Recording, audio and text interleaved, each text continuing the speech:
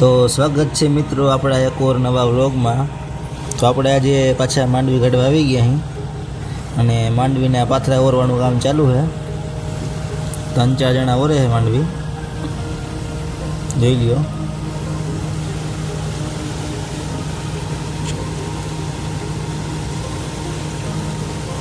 ચોથો દી થયો માંડવીને બધી, કારણ કે વરસાદની આગાહીના કારણે બધા ખેડૂત લીલામાં કાઢી નાખે માંડવી। નકર વરસાદ આવી જાય મેરે લીલી માંડવી કાઢી નાખે બધી। જુઓ 3-4 ટ્રેક્ટર પડ્યા છે, સીધી માંડવી ટોલીમાં નાખતા આવે એટલે ઢગલો હોતા નહીં, સીધી માંડવી ટોલીમાં નાખતા આવે। જુઓ મિત્રો 55-10 છે 4x4 ટ્રેક્ટર, જુઓ કેમ છે 50 પારનું ટ્રેક્ટર है। 55-10 4x4।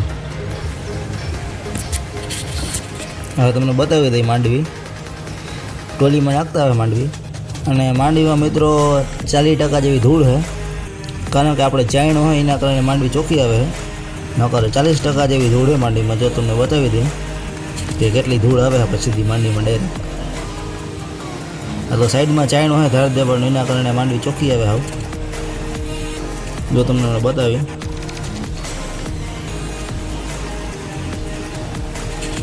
બહુ ધૂળવાળી માંડવી છે, કારણ કે માંડવી પાડવામાં રાખ ઊંડી બેસી ગઈ હતી, એના કારણે ધૂળ આવી એમ કહે છે।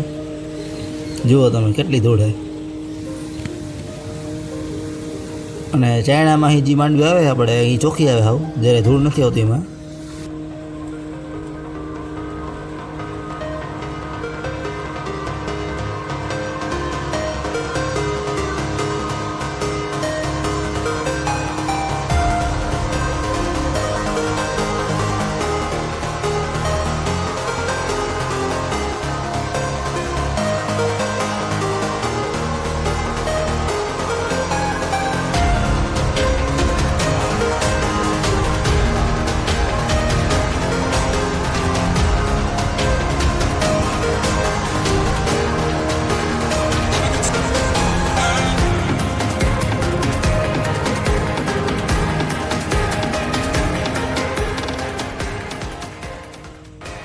તો મિત્રો હવે 20 ભર જેવું છે ટોટલ બધું।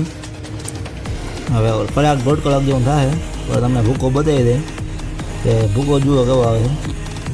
ભૂકો પણ કાયદેસર આવે। હવે તમને બતાવી કે ચાયણામાં કેટલી ધૂળ આવે, કારણ કે ધાર દેવાનો ચાયણો એનું બહુ રિઝલ્ટ કાયદેસર છે, નકર ધૂળ બહુ આવે। હવે તમને જુઓ ચાયણામાં બતાવી કે કેવી ધૂળ આવે।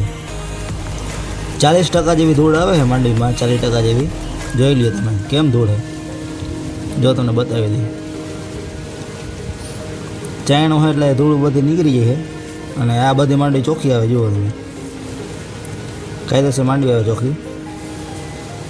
ચાયણો ના હોય તો બહુ ધૂળ આવે। અને મિત્રો ચેનલ ઉપર જો નવા આવો તો ચેનલને સબસ્ક્રાઈબ કરી નાખજો, અને વિડીયો ગમ્યો હોય તો લાઈક કરી નાખજો।